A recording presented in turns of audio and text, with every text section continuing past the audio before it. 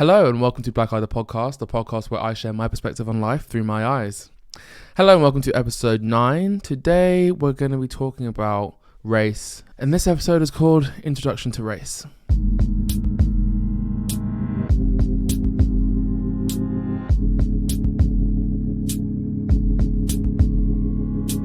So this episode is the brainchild of a couple days of thinking and reflecting, and I wanted to do it. I wanted to kind of move into the racial territory, but I wanted to do it in a way that I guess was still anecdotal and kind of me sharing my current experiences and previous experiences with race and how I kind of have come to be where I stand today, and just talk about my journey with my own racial identity as a kind of mini circuit breaker into some of the more heavy hitting and more focused, targeted topics that I plan to do in the coming weeks around race. We've had now, this is episode 9, so we've had,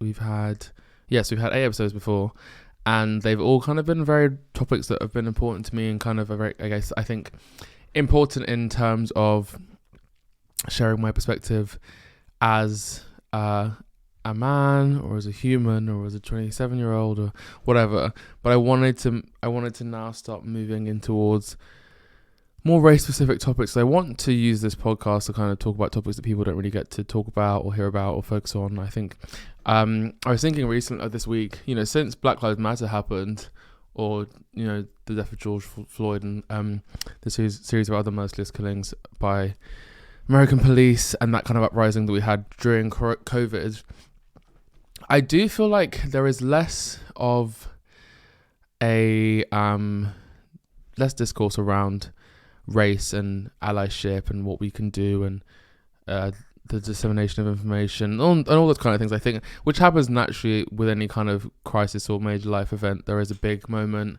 where people are focused, and then there's only so long you can maintain that kind of focus on something, and it kind of dwindles and wanes. So I think it's interesting to see now as we come to the end of 2022 how different it was, or how different I see it as compared to, I think, maybe like 2020, 2021, and how we were discussing things at those times. But I wanted to talk today, I guess, about my personal journey with race and my introduction to race. And so I think I can I have broken it into 3 sections. So, okay. And so I've broken the 3 sections up into, and they're actually technically chronological, but I've broken up my journey with race into 3 sections. And so the first is realization. The second is isolation or alienation. You can use those two to kind of summarize that section, the second section. And the third is acceptance. And so I will run through the 3 sections and what they mean to me and how I kind of came to term them as I have, and how I have kind of worked my way through them and how that process happened. So if we start with section 1, of course, we start with realization. And I chose that word, and it really is, I think, the most apt word, because for me, race is something that I realized I carried at a certain age. And I've told the story before on Racist Minds before, but I'm sure my friends probably have heard the story. But I do like to tell it because I think it's a very good example of the state of human culture and how kids are not born with distinct dislikes for other races, but actually they're kind of things that trickle down from their parents and how they're socialized and what they overhear at home and so on and so forth. And so for me, the realization was in year 3 in primary school, and one of the guys in the class had gone on holiday. He'd gone to Egypt for a week or 2, and back in those days, you could take as many days of holidays you wanted back then. I mean, I remember being off school for like a week or 2 at a time, and kids would go like on holiday with their family for like 3 weeks, and like there was no kind of like rules around it. You just went and came back, and that was it. And now I remember being younger, and when they started changing things and you had to get permission, if you took certain days out of school, then you would get like in trouble. And one of the schools my brother or sister went to, if you took days out, the school would charge you for being on holiday during the school term. And then some schools just said that you weren't allowed to be on holiday, and if they knew you were, they would report you to some kind of thing. So obviously parents just lied and said their kids were sick, and would just go on holiday anyway. So, but anyway, one of the kids in my class had been on holiday to Egypt, and he came back, and as was customary back in those days when you were in primary school, he came back with gifts for everyone in the class. So he came back with gifts from Egypt. He had these little pyramids, and they were handed out. And then as they were going around, I didn't get one. And I think I said to him, because he sat kind of near me, I said, "Hey, Rich, I didn't get one. Like, what's going on?" I think the parents had named and numbered, who should get what. And yeah, he was like, "Yeah, no, sorry, my parents told me that you can't get one because you're black." And I remember just being like, oh, okay. And then just sitting in class and just being confused, like, what? Then I was looking around, then I was like, right, okay, like, I'm black as in my skin is black as in I'm brown. But that was the first time I'd ever been told that by someone else. And obviously I knew the colour of my skin as a kid. And I had, looked in mirrors before and understood that my parents were different colours to my friends' parents and whatever. But I never really understood that it was like a term that could be used against me in that way and kind of used as ammunition towards me. And so after a few minutes, I started to feel really overwhelmed and really sad, because I was like, wait, hold on, like, okay, I accept now that I am black, and this is what I'm saying, I guess, is in terms of realization. I hadn't really realized that I was black in that sense, or that like that was something that could differentiate me. So that I was going through that kind of process of realizing that and accepting that and whatever, and processing that. Then also having to, whilst realizing that, go through understanding that it was something that was negative or was seen as negative, and that was being used against me as a reason that I didn't deserve to have a gift and was isolating me from the rest of the class. And I think I just started crying, basically. And my teacher, who should have actually noticed at the point of handing stuff out that I didn't get one, asked what was going on and intervened. But anyway, took me outside and said, why are you crying? What's going on? And so I said, well, as you probably saw, I didn't get one of those gifts that are being handed out. I asked Richard why, and he said it's because I'm black. And she was like, wait, what? And I was like, well, yeah, sorry, I missed that. That's what he said. And she was like visibly outraged and very annoyed. And so she left me outside the classroom and went to, strutted off to the headmaster's room, and came back. And then I had to tell him what I said. And then it became a whole thing. And the guy was in trouble and got taken out of class. And it was just a whole thing. And then I think he had to issue an apology, but then he was like, my parents said that, and that's what my parents told me. So yeah, that's what I said to him, kind of thing. And yeah, it was just it was a rude awakening, aged whatever age you are in year 3, like maybe, I guess like 7 or 8 maybe, to become aware of one's race and one's colour and how that kind of sits in society and what that means in like societal view of your skin colour, and then have to come back into school the next day and sit next to or close to that kid and just carry on playing. But suddenly I realised I became so aware that I was different to everyone else, and I was the kind of like standout, and that will become like a point or a thread throughout the different stages I talk about in the rest of this episode, but just also generally in life, those moments where you suddenly become aware that you're the other.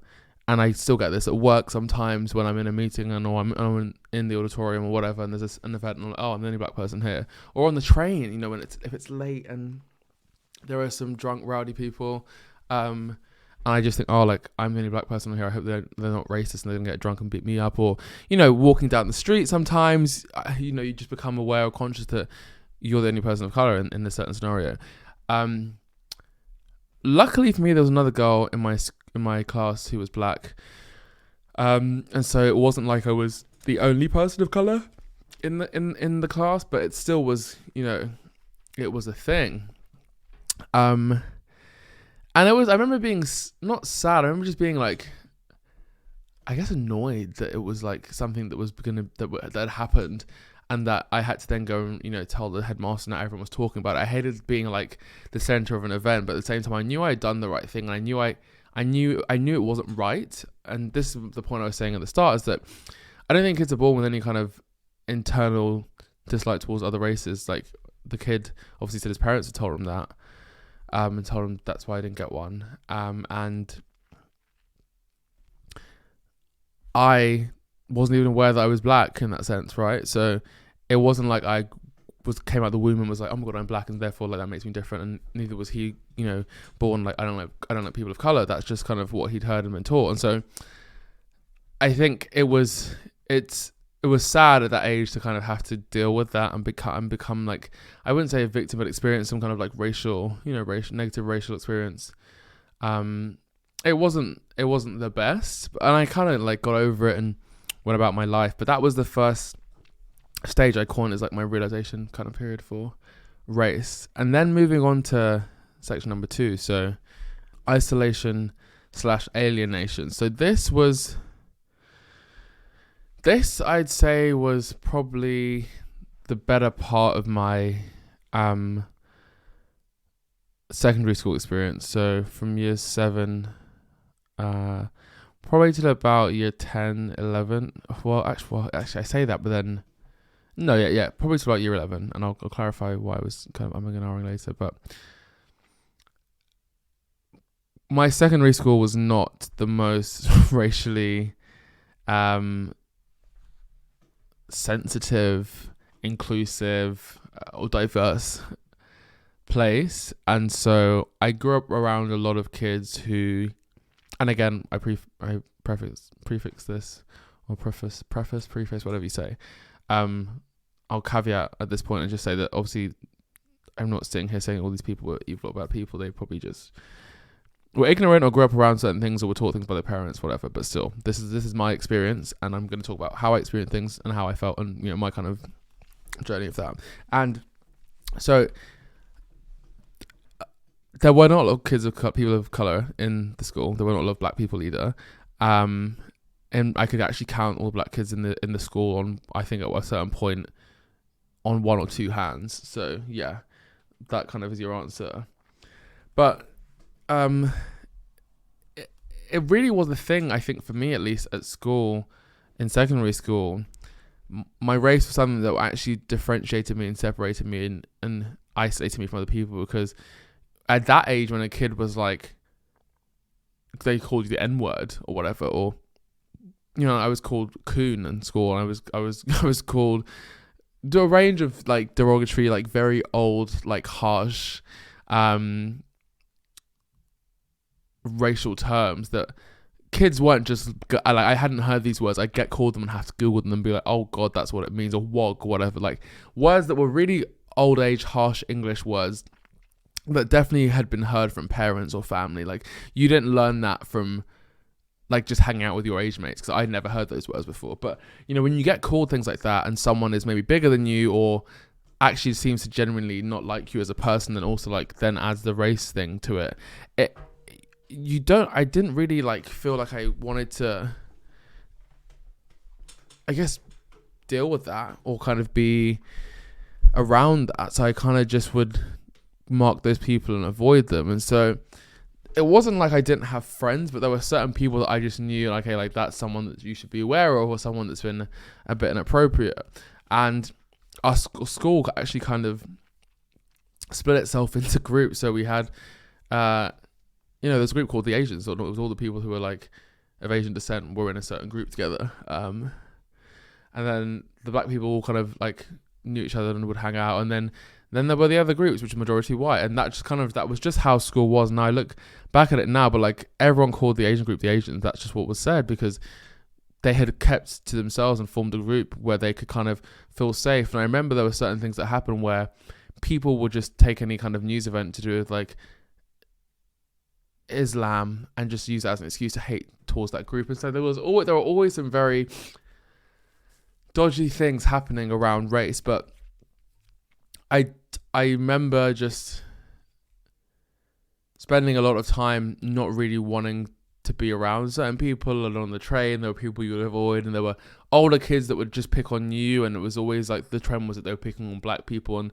it kind of was just like all the black people knew, the racist people knew, the kids that weren't racist also knew and saw, but no one ever said anything, and no one ever intervened, no one ever did anything, and that was kind of just the way it was. And so there was a kind of period of just like being othered, and people, and like, again, I think I was friends with some of these people were my friends, and every now and then they would just pull out the N-word for no reason, and kind of it was like, you know, if you stood up against it and raised an issue with it, or said that was wrong, or said I didn't like that, they would just call you it again and again and again and repeat. And I'm sorry I'm laughing, but they would call you repeatedly to the point where it's kind of like you knew there was nothing you could do. You had no power, and I wasn't going to go to the teacher and say anything because I just didn't really, I didn't really believe that anything was going to happen, because I'd seen people report these things, or like these things would be said in class sometimes, and the teachers would kind of just turn a blind eye. So it was kind of like you knew you were kind of on your own, had to figure it out yourself, if that makes sense. And so you couldn't really, there was nothing you could say to make them stop. And then they say, oh, well, you can't take a joke. Or like, why are you getting so angry? Or why are you taking it so seriously? And so I never wanted to be the kid that was like, wasn't the cool kid, wasn't down with everyone, wasn't fun, and wasn't like just a laugh to be around. So I would always try and like avoid being that person. But then actually I was, you know, isolated from certain people, and then it switched to kind of like alienation when I started speaking out against things. And I remember I think it was probably in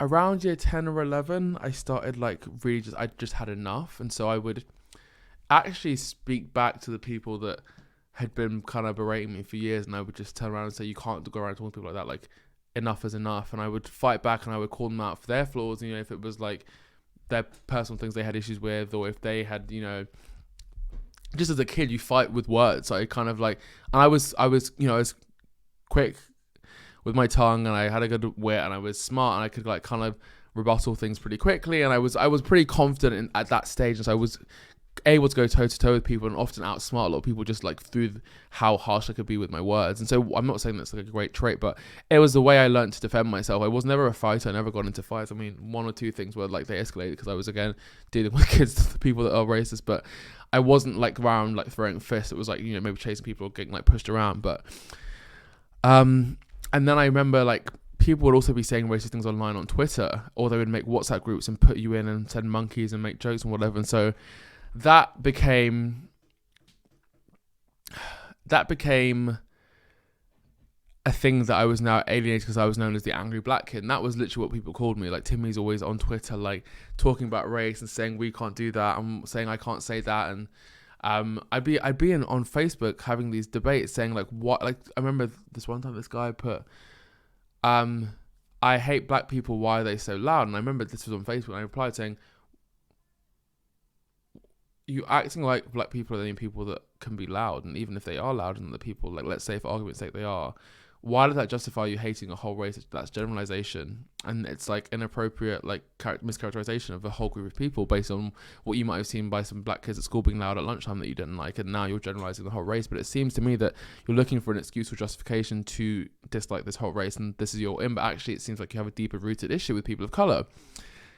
And I was then like met with an influx of kids from the school and his friends commenting saying, well, you know, like you're just an N-word and blah, blah, blah, blah, and like you're this, and like, well, I can say that, like that's the truth, like here you are, this is my point, you're in the comments getting angry, like you're always angry, like black people, they're aggressive. And it became this whole thing, and I had so many of these debates where I knew I was being rational, I knew I was saying things that made sense, I knew I was being logical, but everyone, it was just at that time, it was so standard for race to just not be a thing that people cared about intervening in. And I know we talk now about allies and blah, blah, blah, whatever, but at the time, that wasn't a thing. You just were on your own. You just had to deal with it, and you kind of had to just fight your battles, fight your wars, and fight things that you were never going to win. Fight losing battles, basically, is what I was trying to say. And just keep going at it and hope that eventually one day someone might kind of like jump in. And don't get me wrong, sometimes people did say, hey, like I think you're being out of order, or to the person or whatever, or I disagree, or like that's racist. But that people just would let it happen. And so I then became, as I said, like the angry black kid. And I was in school. I started becoming like someone that would like intervene or challenge people and say that's wrong, or like question things. And I lost quite a few friends and kind of became known as this kind of like guy who was like I don't want to say the Crimson Chin or like the Batman of race, but I definitely was like trying my best to like stand up for myself, and like to no avail. And there were a few other people who were black as well that were doing the same. And then sixth form ended and I went to university, and I guess the pinnacle, the apex of the alienation was at a certain point in I think it was my second year of uni. Some of these kids from school around the Christmas period had been to the pub, and they've been drinking, obviously. And to this day, it's so funny talking about this, because it's very surreal talking about it, because I always kind of close my eyes and I see the video, and it just makes me feel a bit on edge. But to this day, I will never understand, and no one can ever tell me. And I ask so many people why that's happened, and no one has an answer. But they all began to chant my name and say something to the effect of Timi, Arrow is a monkey or whatever. And there were about 12 to 15 of these white male guys who went to my school. And bearing in mind, like, this is my second year of uni, so we'd left school like 2 years ago, and I hadn't seen a lot of them in a while. And they were chanting my name at this pub in public and making monkey noises. And a series of other videos and things and clips and messages from that day and their time at the pub kind of emerged in the future, or like emerged following me seeing this video, that kind of showed you they were kind of on a race rampage. And there were people in that group, let me just be clear, that I had been speaking to like in the days or weeks before, that I was good friends with, that I'd gone to visit a uni, that I'd had like long-term friendships with, that were sat at that table, maybe not necessarily chanting, but they were sat there watching this happen and allowing it to happen and laughing and not saying anything. And so I saw the video, and that is probably one of the biggest turning points of my life, where I realized this is actually unacceptable. And so I told my university, and they said, well, you can go to the police. And it was second year exam season, sorry. I was just about to start revising for exams. So I turned that down. That's one of my big regrets, actually, like not just pursuing that, because I really wish I had actually fought my hardest to ensure those people got what they deserved and there was justice. And my uni did contact their unis. Of course, nothing happened. They were allowed to carry on. And I still bump into these people in the pub, and they act like nothing's happened, or they ask me why I tried to ruin their lives and whatever. And the story kind of got into the press and became this whole thing. And I did interviews, and it was in the news and whatever, and fine. And the people that were in that video turn around and people know them, and they tell me they've seen them, and that's what they said. It's kind of like, he tried to ruin my life and my career, like he's so selfish, like I'm not racist, I'm blah blah blah. But this is the thing, around this time they were also like, they were making WhatsApp group chats and putting me and my black friends in there and making racial comments and putting pictures of Pokemon and calling us Pokemon and like calling us like bits of shit and whatever, and sending pictures of apes, and just like there was a lot of background. And what just was so infuriating to me was acting like this was an isolated moment where we just decided to they'd done one thing wrong and we decided to just snap and like try and seek legal action or protection or whatever. There was years of abuse, and I can honestly sit here and tell millions of stories. But that was the point where I went from being like, I'm alienated, to like, actually I'm gonna do my best to stand up. And this is when we move into section 3, acceptance, and accept that I'm black, and be so forward leaning to the fact that I'm black that actually it becomes a part of my personality that I own and I'm proud of. And so I kind of then went on this new journey of going from being alienated to not alienating myself, but making myself stand out so I could talk about these issues. And so I started doing a lot of things on, like, at that time on Facebook, talking about race and my experience. I did some radio interviews, I did press, I did articles, I wrote, I did as much as I could. I joined things at university. I joined Mandem, which is an initiative that one of my good friends started at Bristol. And so I was trying so hard to get out and tell my story and speak my truth. And it just was, I think, after years and years of having to kind of be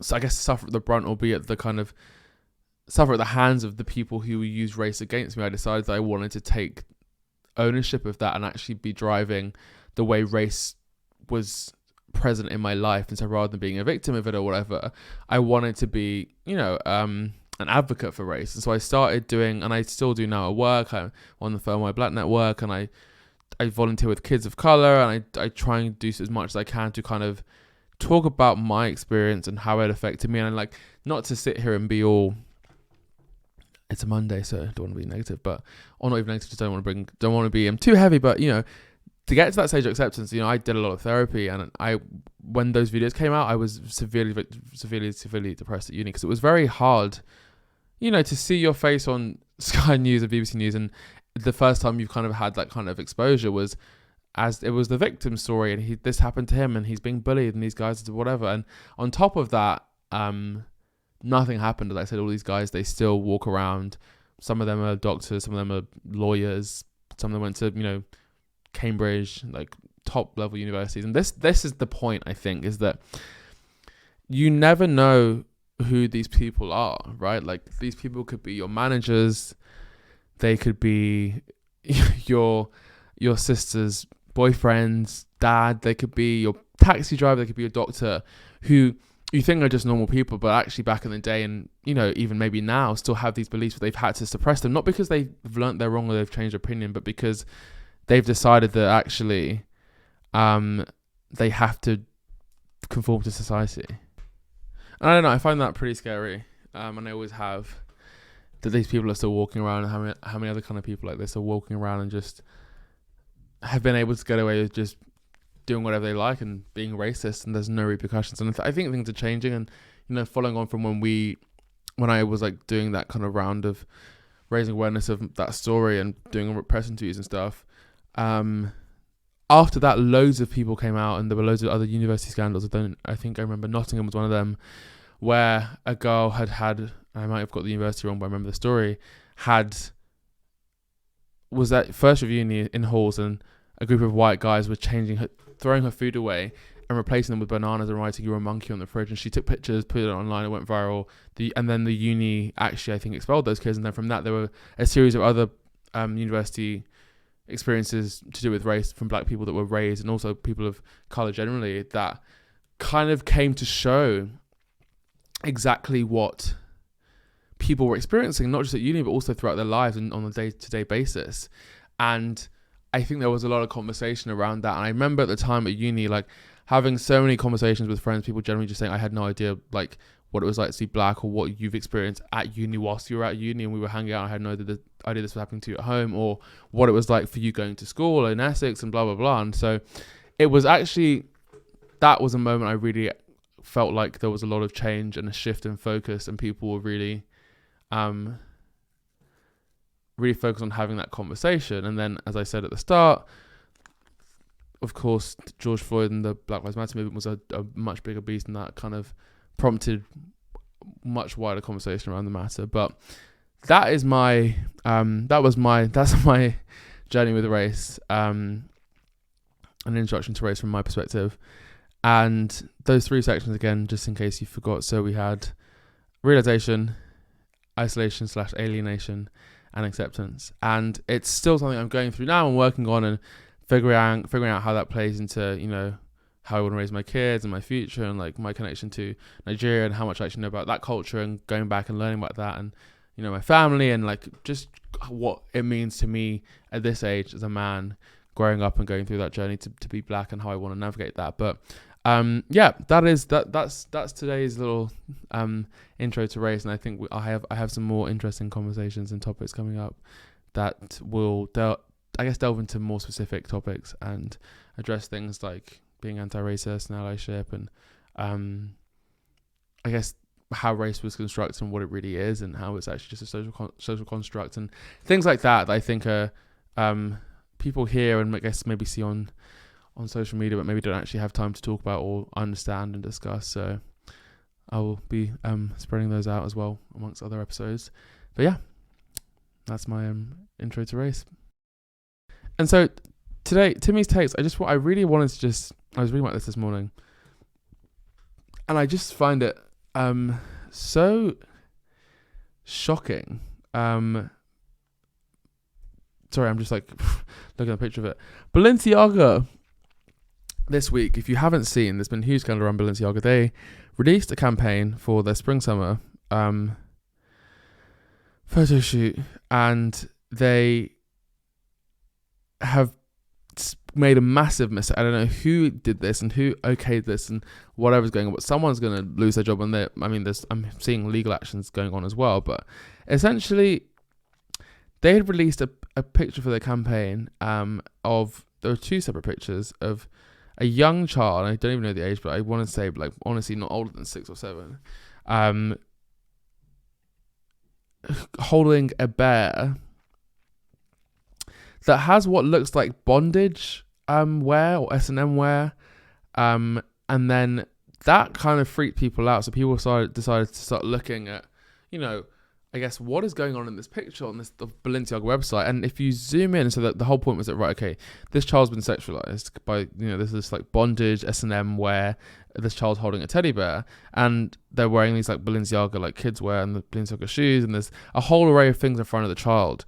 And then if you zoom in to the picture, on one of the pictures, you can see there's like papers or like documents as if they're like a mini adult working.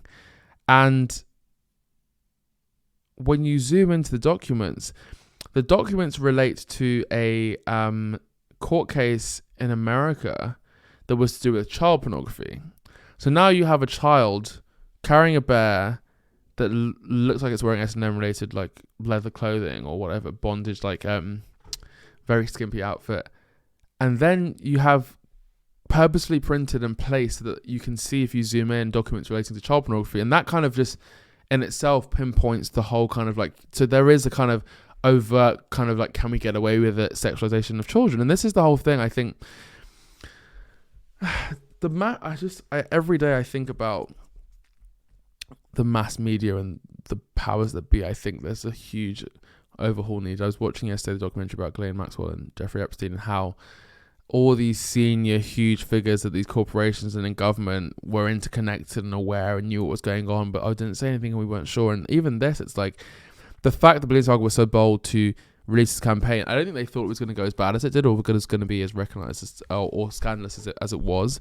Now they say they're seeking damages against the ad company that made the ad for them. But again, so yeah, Balenciaga is seeking £25 million in damages from the production company behind the ad campaign that made the luxury photos. Now, I was reading an article today that basically says that in itself is completely